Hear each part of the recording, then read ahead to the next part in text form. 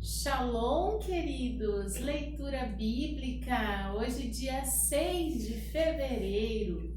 Lembrando a todos, inscrevam-se no nosso canal, ativem o sininho para receber as notificações e compartilhe com as pessoas que você ama. Combinado? Hoje, dia 6 de fevereiro, nossa leitura no livro de Gênesis é o capítulo 39.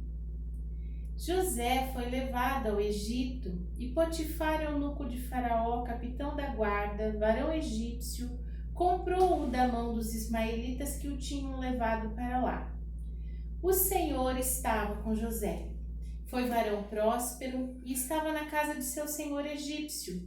Vendo, pois, o seu senhor que o Senhor estava com ele e que tudo o que ele fazia o Senhor prosperava em sua mão, José achou graça aos seus olhos e servia-o, e ele pôs sobre sua casa e entregou na sua mão tudo o que tinha.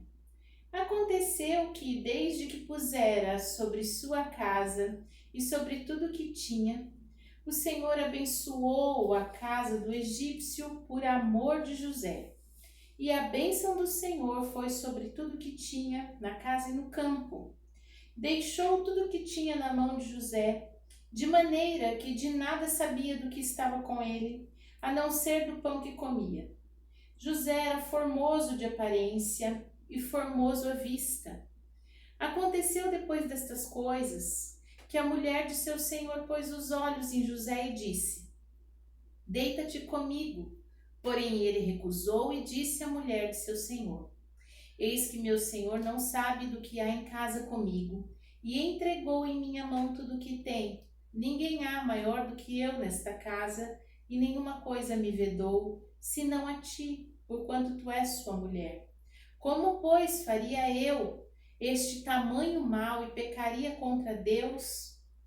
Aconteceu que, falando ela a cada dia a José, e não dando ele ouvidos para deitar-se com ela e estar com ela, sucedeu certo dia que veio à casa para fazer o seu serviço, e nenhum dos da casa estavam ali.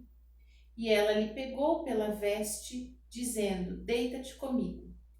E ele deixou a sua veste na mão dela e fugiu, saiu para fora. Aconteceu que, vendo ela que deixara a sua veste em suas mãos e fugiu para fora, chamou os homens da casa e falou-lhes, dizendo: Vede, trouxe-nos o varão hebreu para escarnecer de nós. Entrou até mim para deitar-se comigo, e eu gritei com grande voz. Aconteceu que, ouvindo ele que eu levantava a minha voz e gritava, deixou a sua veste comigo e fugiu, saiu para fora. E ela pôs a sua veste perto de si, até que seu senhor veio à sua casa. Então falou-lhe conforme as mesmas palavras, dizendo: Veio a mim o servo hebreu que nos trouxeste para escarnecer de mim. E aconteceu que, levantando eu minha voz e gritando, ele deixou a sua veste comigo e fugiu para fora. Aconteceu que, ouvindo seu senhor as palavras de sua mulher que lhe falava, dizendo, conforme estas mesmas palavras, me fez teu servo, a sua ira se acendeu. E o senhor de José o tomou e o entregou na casa do cárcere, no lugar onde os presos do rei estavam presos. Assim esteve ali na casa do cárcere. O Senhor, porém, estava com José, e estendeu sobre ele a sua benignidade e deu-lhe graça aos olhos do carcereiro mor. E o carcereiro mor entregou na mão de José todos os presos que estavam na casa do cárcere, e ele fazia tudo o que ali se havia para fazer. E o carcereiro mor não teve cuidado de coisa alguma que estava na mão dele, porquanto o Senhor estava com ele, tudo o que ele fazia, o Senhor prosperava. Novo Testamento, livro de Marcos, capítulo 9.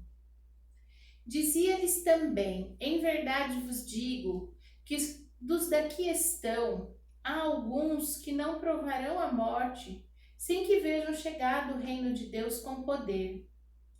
E 6 dias depois, Jesus tomou consigo a Pedro, Tiago e João e os levou sós em particular a um alto monte e transfigurou-se diante deles. As suas vestes tornaram-se resplandecentes em extremo, como brancas como neve, tais como num lavandeiro, sobre a terra as qual podia branquear.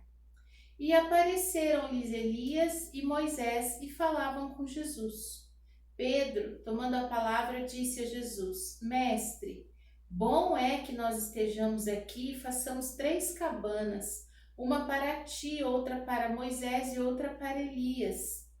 Pois não sabia o que dizia, porque estava assombrado. Desceu uma nuvem que os cobriu com sua sombra, e saiu da nuvem uma voz que dizia: Este é meu filho amado, a ele ouvi. E tendo olhado ao redor, ninguém mais viram senão Jesus com eles. Descendo eles do monte, ordenou-lhes que a ninguém contasse o que tinham visto, até que o Filho do Homem ressuscitasse dos mortos. E eles retiveram o caso entre si, perguntando uns aos outros o que seria aquilo, ressuscitar dos mortos. E interrogaram-no, dizendo: Por que dizem os escribas que é necessário que Elias venha primeiro? Respondendo ele, disse-lhes: Em verdade, Elias virá primeiro e todas as coisas restaurará, como está escrito do Filho do Homem, que ele deva padecer muito e será alvitado. Digo-vos, porém, que Elias já veio, e fizeram-lhe tudo o que quiseram, como dele está escrito. E quando se aproximou dos discípulos, viu ao redor deles uma grande multidão e alguns escribas que disputavam com eles. Logo toda a multidão, vendo-o, ficou espantada e, correndo para ele, saudaram-o. E perguntou aos escribas: Que é que discutis com eles? E um da multidão, respondendo, disse: Mestre, trouxe meu filho, que tem um espírito mudo. E este, onde quer que o apanha, despedaça-o, e ele espuma, arranja os dentes e vai secando-os. E eu disse aos teus discípulos que o expulsassem, mas não puderam. Ele respondendo lhes disse: Ó geração incrédula, até quando estarei convosco? Até quando vos sofrerei ainda? Trazei-mo. E trouxeram-lhe. E quando ele o viu, logo o espírito agitou com violência, e caindo endemoniado por terra, revolvia-se espumando. E perguntou ao pai dele: Quanto tempo há que lhe sucede isto? E disse ele: Desde a infância. Muitas vezes o tem lançado no fogo e na água para o destruir, mas se tu podes fazer alguma coisa, tem compaixão de nós e ajuda-nos. E Jesus disse-lhe: Se tu podes crer, tudo é possível ao que crê. E logo o pai do menino, clamando com lágrimas, disse: Eu creio, Senhor, ajuda a minha incredulidade. E Jesus, vendo que a multidão concorria, repreendeu o espírito imundo, dizendo-lhe: Espírito mudo e surdo, eu te ordeno, sai dele e não entres mais nele. E ele, clamando e agitando-o com violência, saiu, e ficou o menino como morto, de tal maneira que muitos diziam que estava morto. Mas Jesus, tomando-o pela mão, o ergueu e ele se levantou. E quando entrou em casa, seus discípulos lhe perguntaram à parte: Por que o não pudemos nós expulsar? E ele disse-lhes: Esta casta não sai com coisa alguma, a não ser com oração e jejum.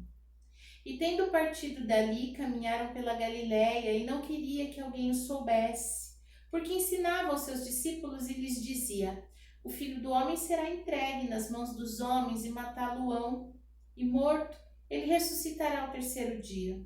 Mas eles não entendiam esta palavra e receavam interrogá-lo. Chegou a Cafarnaum e, entrando em casa, perguntou-lhes: Que estáveis vós discutindo pelo caminho? Mas eles calaram-se, porque pelo caminho tinham disputado entre si qual era o maior. E ele, assentando-se, chamou os 12 e disse-lhes: Se alguém quiser ser o primeiro, será o derradeiro de todos e o servo de todos. E lançando mão de uma criança, pô-la no meio deles e tomando-a em seus braços, disse-lhes: Qualquer que receber uma dessas crianças em meu nome, a mim me recebe. E qualquer que a mim me receber, recebe não a mim, mas aquele que me enviou. João respondeu, dizendo: Mestre, vimos um que em teu nome expulsa demônios e não nos segue. Nós lhe proibimos, porque não nos segue. Jesus respondeu: Não lhe proibais, porque ninguém há que faça milagre em meu nome e possa logo falar mal de mim. Porque quem não é contra nós é por nós. Porquanto qualquer que vos der a beber um copo d'água em meu nome, porque sois discípulos de Cristo, em verdade vos digo que não perderá seu galardão. Qualquer que escandalizar um destes pequeninos que crê em mim, melhor lhe fora que lhe pendurassem ao pescoço uma grande pedra de moinho e fosse lançado ao mar. E se a tua mão te escandalizar, corta. Melhor é para ti entrares na vida aleijado do que tendo duas mãos ires para o inferno, para o fogo que nunca se apaga, aonde o seu bicho não morre e o fogo nunca se apaga. E se o teu pé te escandalizar, corta-o. Melhor para ti entrares coxo na vida, do que tendo dois pés seres lançados no inferno, no fogo que nunca se apaga, onde o seu bicho não morre e o fogo nunca se apaga. E se o teu olho te escandalizar, lança-o fora. Melhor é para ti entrares no reino de Deus com um só olho, do que tendo dois olhos ser lançado no fogo do inferno, onde o seu bicho não morre e o fogo nunca se apaga. Porque cada um será salgado com fogo, e cada sacrifício será salgado com sal. Bom é o sal. Mas se o sal se tornar insulso, com o que os abundareis? Tende sal em vós mesmos e paz uns com os outros. Velho Testamento, livro de Jó, capítulo 5. Chama agora alguém que te responda? Para qual dos santos te virarás? Porque a ira destrói o louco e o zelo mata o tolo. Bem vi eu o louco lançar raízes, mas logo amaldiçoei a sua habitação. Seus filhos estão longe da salvação e são despedaçados as portas e não há quem os livre. A sua messia devora o faminto, que até dentre os espinhos atira, e o salteador traga a sua fazenda. Porque do pó não procede aflição, nem da terra brota o trabalho, mas o homem nasce para o trabalho como as faíscas das brasas se levantam para voar. Mas quanto a mim, eu buscaria a Deus e a Ele me dirigiria e a minha fala. Ele faz coisas tão grandiosas que se não pode esquadrinhar, tantas maravilhas que não se pode contar. Ele dá chuva sobre a terra e envia água sobre os campos, para pôr os abatidos num alto lugar, e para que os enlutados se exaltem na salvação. Ele aniquila as imaginações dos astutos para que as suas mãos não possam levar coisa alguma a efeito. Ele apanha os sábios na sua própria astúcia e o conselho dos perversos precipita. Eles, de dia, encontram as trevas e ao meio-dia andam como que de noite, as apalpa delas. Mas ao necessitado livra da espada da sua boca e da mão do forte. Assim a esperança para o pobre e a iniquidade tapa a sua própria boca. Eis que bem-aventurado é o homem a quem Deus castiga. Não desprezes, pois, o castigo do Todo-Poderoso, porque ele faz a chaga e ele mesmo a liga. Ele fere e as suas mãos curam. Em 6 angústias te livrará, e na 7ª o mal não te tocará. Na fome te livrará da morte, na guerra da violência da espada. Do açoite da língua estarás abrigado, não temerás a assolação quando vier. Da assolação e da fome te rirás, e os animais da terra não temerás. Porque até com as pedras do campo terás a tua aliança, e os animais do campo estarão contigo. Saberás que a tua tenda está em paz, e visitarás a tua habitação e nada te faltará. Também saberás que se multiplicará a tua semente e a tua posteridade como erva da terra. Na velhice virás à sepultura, como se recolhe o feixe de trigo a seu tempo. Eis que isso já o havemos inquirido, e assim é. Ouve e medita nisso para o teu bem. Amém? Então, queridos, nós vimos aqui em Gênesis, no capítulo 39, que não importa os altos e baixos que temos na vida, se nós preservarmos a nossa integridade, Deus mantém a sua fidelidade. Deus permaneceu fiel com José mesmo na prisão, porque ele permaneceu íntegro.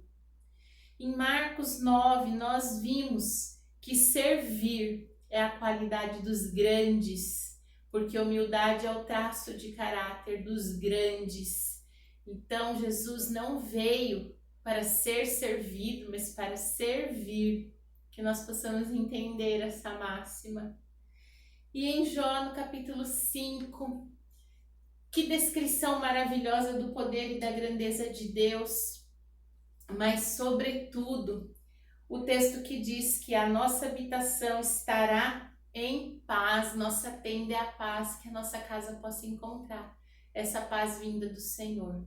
Amém? Vamos orar? Pai Santo, bendito, maravilhoso, fiel, justo, te damos graças, te louvamos, bendizemos o teu nome, que é o único digno de glória e louvor. Clamamos a ti, Pai, que a tua fidelidade permaneça conosco em todo o tempo em que mantivermos a integridade, Pai, dos princípios e dos propósitos que o Senhor tem. No nome de Jesus, que possamos entender, ó Pai, que fomos chamados a servir em humildade para o louvor da tua glória. E que nós possamos encontrar a tua maravilhosa paz sobre a nossa vida, sobre a nossa família e nossa casa, em nome de Jesus. Amém. Shalom!